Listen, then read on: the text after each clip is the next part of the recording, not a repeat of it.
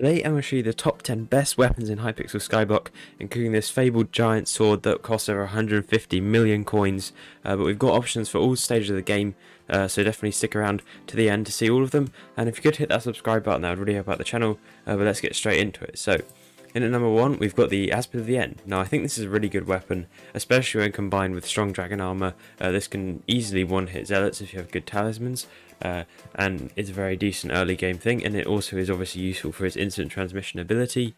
If you put ultimate wise and you also get the increased distance on your teleporting, it's very useful in any movement challenges or anything, any dungeons as well, which is always nice. And it does do a decent amount of damage, 100 damage, 125 strength, 50% crit damage. I don't know why I have this on heroic, I guess for the intelligence, but yeah, that's a pretty good weapon to start off with. That is in number 10. Then we're going to move on to the Raider's Axe. Now I like this weapon, my enchants aren't very good on this actually, but you earn 20 coins from monster kills. I like this because this is a good way to make money in the early game, and also you gain stats for using it. So I've got 5,000 kills with this, so that's plus 10 damage on it, so there's 90 damage, 150 strength currently, and you get strength per wood collection, so that's very nice. But yeah, I've replaced this, I think, because I had a better one before, but it's a very decent weapon to start off with. This one costs 130,000 coins from the Viking guy in the park. You can get that.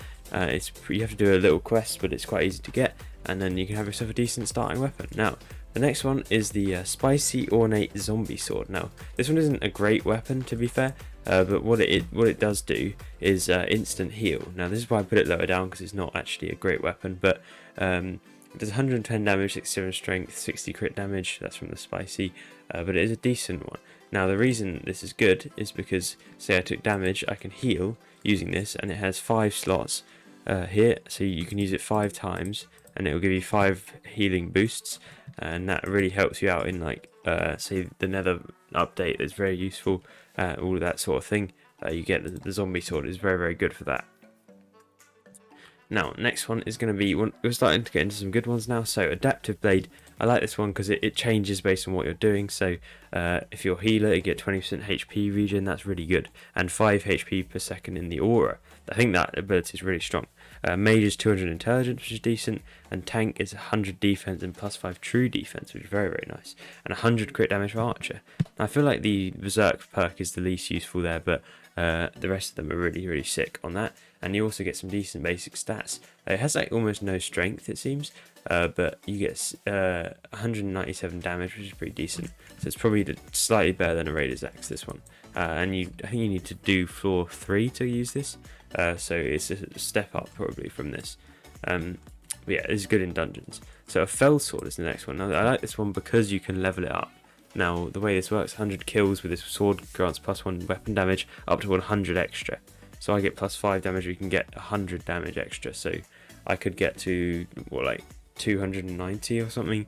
So that would be a really sick sword if you got enough kills on it. Now this has got more expensive recently, so I think it's probably around 800k or something now, because the Fel Pearls became more expensive.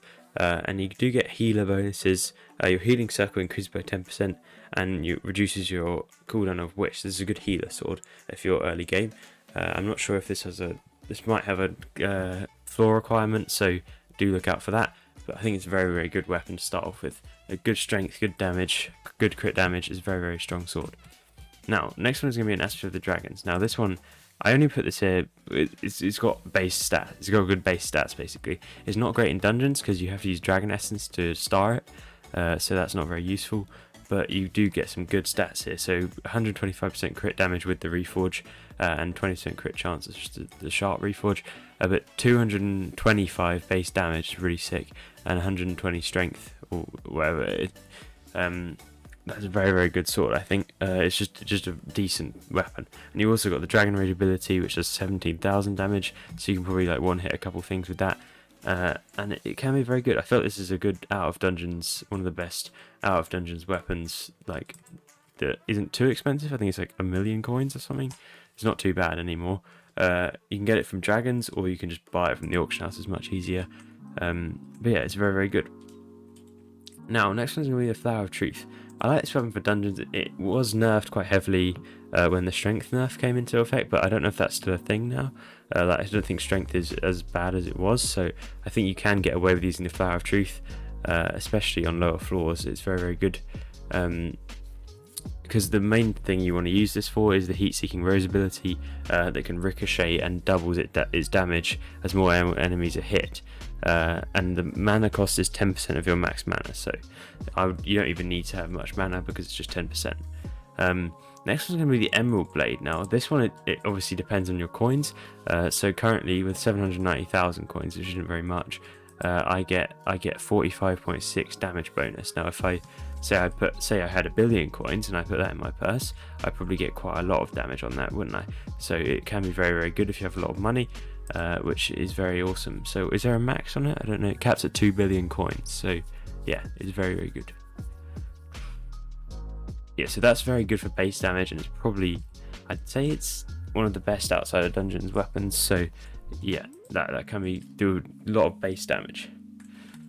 Now onto the Livid Dagger. I like this one for a few reasons. It's double swing speed, so 100% attack speed, and that basically doubles the stats if you look there. So you can hit as twice as fast as anything else. So it crits every time. It does 184% crit damage, which is very, very good actually. 246 damage, 94 strength. That is a decent weapon, and it also does the throw ability, which I think does quite a lot of damage. And also your critical hits do 100% more, so you have double damage if you're behind your target, which is very, very good. So you can sort of get some more damage on people from behind. And this is a legendary sword, so it gets good reforges. I've had it 4-starred, so it gets good buffs to crit damage and base damage as well, which is pretty sick. But onto my giant sword. Now this is the sword I use all the time. This thing does a lot of damage. They actually got nerfed. It used to do like 1500 damage or something. It got heavily nerfed, I think. But yeah, it doesn't actually look that good compared to other things. But I wonder what the difference between a Livid Dagger and that would be. But the giant sword, it's mythic, which gives it a good buff, and it also, yeah, it's just giant slam is a very good 145,000 damage, so that's really good in dungeons especially. And Fabled gives it critical hits, have a chance to deal with a 15% extra damage, so that's very, very nice. And I've got some gems on it, I think, and also yeah, that's pretty ridiculous, isn't it? It's 5-starred, all of that kind of stuff. So yeah, it's base 2000 damage in dungeons. Like, that's pretty good. So yeah, that's basically the end game sword, and well, I think the only things that are better than this are obviously the Necron Sandal ones. So you got your Valkyrie, your Scylla, and the Hyperion. Those weapons are probably better than this by quite a long way, but they cost 1 billion coins, so it's basically unattainable. So yeah, this is a very good weapon, and I'm going to grab my Aspid at the end and my Zombie Sword, because those are the ones I actually use because of their abilities, and also the damage one here. Okay, yeah, so that's going to do it for today. If you did enjoy, please hit that subscribe button and go watch some other videos on the channel. So goodbye.